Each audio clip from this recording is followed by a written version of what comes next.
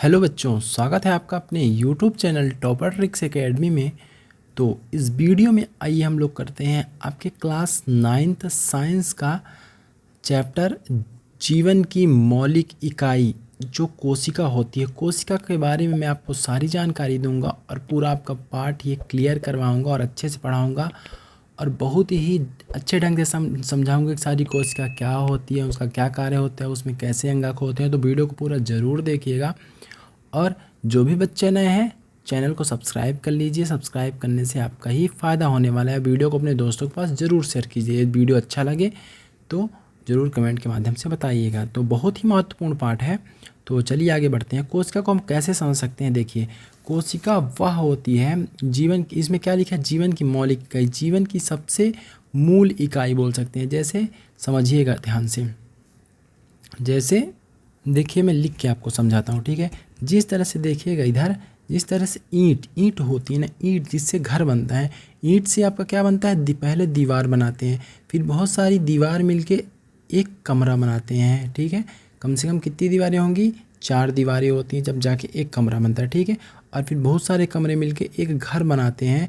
उसी तरह से कोशिका, देखिए बहुत सारी कोशिका मिलके ऊतक का निर्माण करते हैं और बहुत सारे ऊतक मिलके अंग का निर्माण करते हैं और बहुत सारे अंग मिलके फिर एक शरीर का निर्माण करते हैं। तो ये कोशिका जो होती है जीवन की मूल मतलब एकदम बेसिक इकाई होती है, ठीक। उम्मीद है आपको समझ में आ रहा होगा। तो चलिए अब आगे देखते हैं। ये चीज़ ज़रूर याद रखिए, कोशिका खोज किसने की थी? कोशिका खोज आपकी 1665 ईस्वी में, सन 1665 ईस्वी में हुक ने, अर्थात रॉबर्ट हुक ने इसे सूक्ष्मदर्शी की सहायता से देखा था, ठीक है। मृत कोशिका की खोज की थी। जो कोष्टक में चीज़ें लिखी होती हैं आपकी बुक में वो बहुत महत्वपूर्ण होती हैं, उनको ज़रूर पढ़ा करिए, ठीक है। देखिए, कोशिका का सबसे पहले पता रॉबर्ट हुक ने 1665 में लाया। उसने कोशिका को कार्क की पतली काट में अनपढ़ सूक्ष्मदर्शी की सहायता से देखा। तो देखिए यहाँ कार्क किस में पता लगा? कार्क क्या होता है? पेड़ की छाल में जो पेड़ होता है, जो उसकी बाहरी परत काली काली होती है ना, उसी को कार्क बोलते हैं। पेड़ आप लोग तो देखे होंगे बहुत सारे मोटे मोटे, ठीक है, उसमें बाहरी परत होती है कार्क, उसी में इन्होंने देखा था 1665 में मृत कोशिका की खोज की, ठीक है। फिर एंटोनी वन ल्यूवेनहुक ने 1674 में सबसे पहले उन्नत सूक्ष्मदर्शी से तालाब के जल में स्वतंत्र रूप से जीवित कोशिका का पता लगाया, ठीक। कब? 1674 में जीवित कोशिका खोज कहाँ पता लगाया था? तालाब में। एक तालाब में। किसने? ल्यूवेनहुक ने पता लगाया था, ये ध्यान रखिएगा। अगला देखिए, फिर रॉबर्ट ब्राउन ने 1831 में कोशिका में केंद्रक की खोज की। देखिए, कोशिका होती है जो कोशिका में केंद्रक होता है। आपकी कोशिका कैसी होती है? जैसे आप बाज़ार में गए, मार्केट गए आप लोग क्या लेने, यहाँ मैं समझाता हूँ। मार्केट गए आप लोग सब्जी लेने, तो सब्जी लेने जब गए तो सब्जी वाला आपको थोड़ा सा क्या दे दिया? थोड़ा सा दे दिया आपको, क्या बोले? आलू दे दो, आलू दे दिया। फिर बोले बैगन मांग लिए, फिर उसमें प्याज भी मांग लिए, फिर उसमें टमाटर भी मांग लिए, फिर उसमें गोभी भी मांग लिए, ठीक। फिर उसमें मिर्च भी मांग लिए आप लोग, और जो भी आपको लेना है, मूली ले लिए, गाजर ले लिए, ठीक है। फिर ये सारी चीज़ें सब्जी वाले को बोले एक थैला दे दो, वो एक थैले में ऐसे डाल देता है इन सबको, ठीक है। इस थैले में वो डाल देता है। तो कोशिका इसी तरह से आपकी होती है।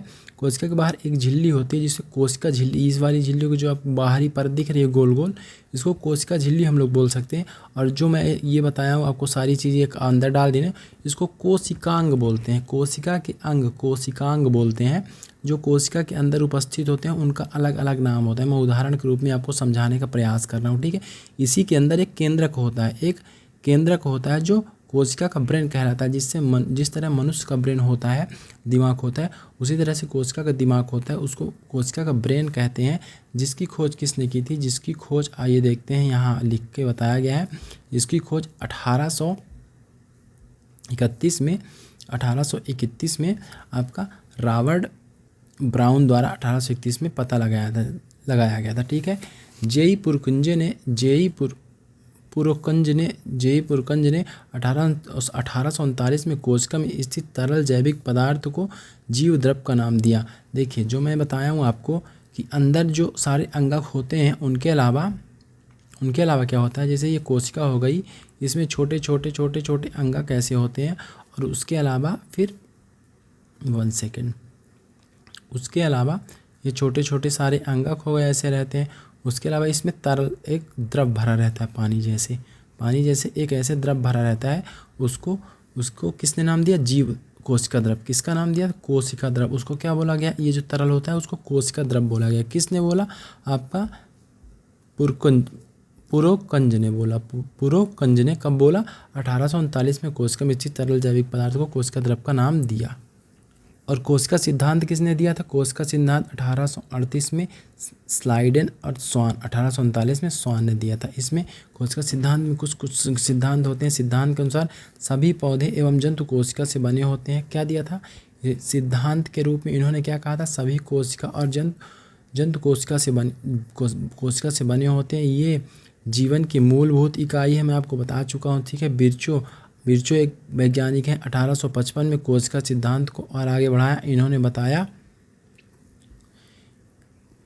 इन्होंने बताया कि सभी कोशिकाएं पूर्ववर्ती कोशिकाओं से बनी होती हैं। 1840 में इलेक्ट्रॉन सूक्ष्मदर्शी की खोज के बाद कोशिका की जटिल संरचना तथा बहुत से अंगकों को समझना संभव हो सका। ठीक है।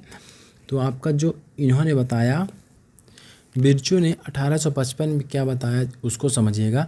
उन्होंने कहा कि सभी कोशिका पूर्ववर्ती कोशिकाओं से बनी होती है। ठीक है। जैसे एक कोशिका हुई, ठीक है, इसमें कोशिका विभाजन होता है। ये कोशिका बीच से टूट के विभाजित हो जाती है, 2 नई कोशिका बन जाती है। ठीक है। जैसे ये कोशिका है, इससे बीच से टूट के विभाजित हो गई तो एक कोशिका ये बन जाती है, एक कोशिका ये वाली बन जाती है, तो 2 कोशिका बन गई। फिर जब ये बड़ी हो गई कोशिकाएं, फिर इनका विभाजन हो गया, फिर 2 कोशिका बन गई, है ना। पहली वाली कोशिका जो पुरानी होती जाती हैं वो अपने अनुसार उनका जीवन काल खत्म होता जाता है, तो नई कोशिका से टूट के बनती जाती हैं। ठीक है। विकास होता जाता है। तो यही 1855 में बिरचो ने कोशिका सिद्धांत में कहा। तो इस एक स्लाइड में आपको पूरा वर्णन दे दिया गया है आपकी बुक में। ठीक है। इसकी संरचना मैं आपको बता दिया हूँ कैसे होती है। ठीक है। तो आप लोग ज़रूर बुक पढ़ा करिए। बुक पढ़ना बहुत ज़रूरी होता है। कोशिकाएं कई प्रकार की होती हैं। एक कोशिकीय जीव होते हैं जिनमें केवल एक कोशिका होती है। बहुकोशिकीय जीव होते हैं जिनमें बहुत सारी कोशिकाएं होती हैं। तो वो भी आप लोग आगे पाठ में पढ़ेंगे। ठीक है। अब कोशिकाओं के बारे में जान लेते हैं। जैसे ये कोशिकाएं देख लीजिए, कौन कौन सी कोशिकाएं कैसी होती हैं। देखिए कौन सी कोशिका, ये रुधिर कोशिका ऐसी होती है आपकी, रक्त कोशिका, ठीक है, चिकनी पेशी कोशिका ऐसी होती है आपकी। ठीक। उसके बाद अंडाणु ऐसे होते हैं, अंडाणु मनुष्य जो स्त्रियों में होते हैं। शुक्राणु आपके जो पुरुष में होते हैं वो ऐसे होते हैं। ठीक। अस्थि कोशिकाएं ऐसी होती हैं, वसा कोशिकाएं ऐसी होती हैं। ठीक। और तंत्रिका कोशिका आपकी दी गई है जो ऐसी होती है। ये 2 प्रश्न आपके दिए गए हैं तो मैं आपको किताब में पढ़ा दिया हूँ।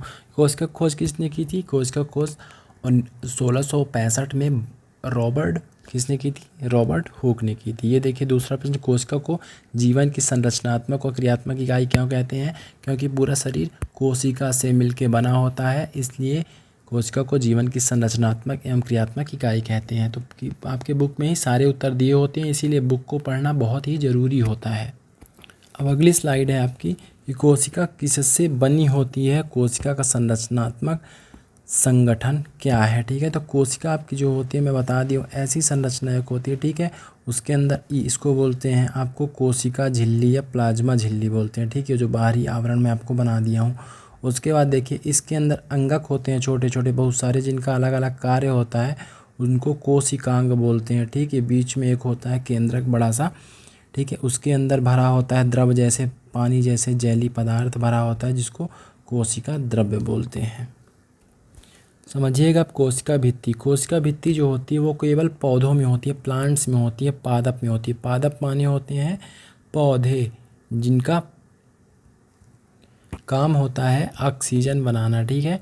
तो इनमें कोशिका भित्ति होती है। जो आप देखे होंगे जो पौधे होते हैं बड़े बड़े ऐसे, ठीक है, उनकी जो छाल होती है, बाहरी छाल ब्लैक कलर की होती है, किसी की हरी कलर की होती है ना, तो उसे ही कोशिका भित्ति बोलते हैं। कोशिका भित्ति क्या करती है?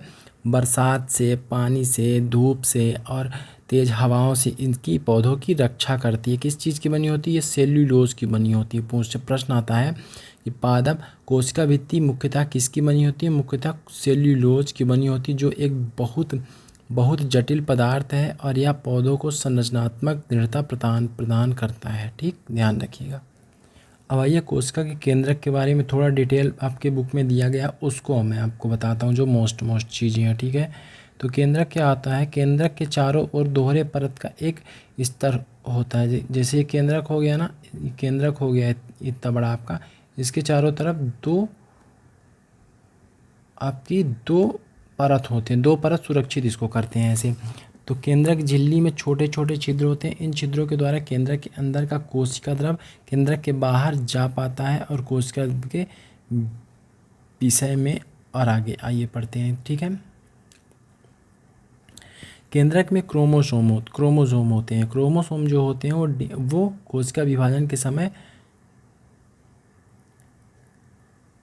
छड़ाकार, कैसे छड़ाकार, कोशिका विभाजन के समय छड़ाकार दिखाई देते हैं। क्रोमोसोम में आनुवांशिक गुणों की जो सूचना होती है वो माता पिता से डीएनए का फुल फॉर्म पूछता है आपके परीक्षा में या फिर कंपटीशन एग्जाम में। डीऑक्सी राइबो न्यूक्लिक एसिड आपको दिया गया है। अम्ल अणु के रूप में अगली संतान में जाते हैं, ठीक है। जो जैसे किसी के बच्चे हुए उनके जैसे दिखते हैं, उनके जैसे बोलते हैं, उनके जैसे चलते हैं, उस किसके कारण होता है? वो डीएनए के कारण होता है, ठीक है। क्रोमोसोम और डीएनए के कारण होता है। अणु के रूप में अगली संतति में जाते हैं। क्रोमोसोम डीएनए तथा प्रोटीन से बने होते हैं। डीएनए अणु में कोशिका के निर्माण और संगठन की सभी आवश्यक सूचनाएं होती हैं। डीएनए के क्रियात्मक खंड को जीन कहते हैं।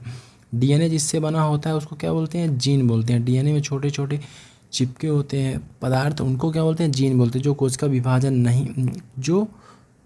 विभाजन नहीं हो रही होती है उसमें यह डीएनए क्रोमोसोम पदार्थ के, आगे देखते हैं, क्रोमोसोम पदार्थ के रूप में विद्यमान रहता है।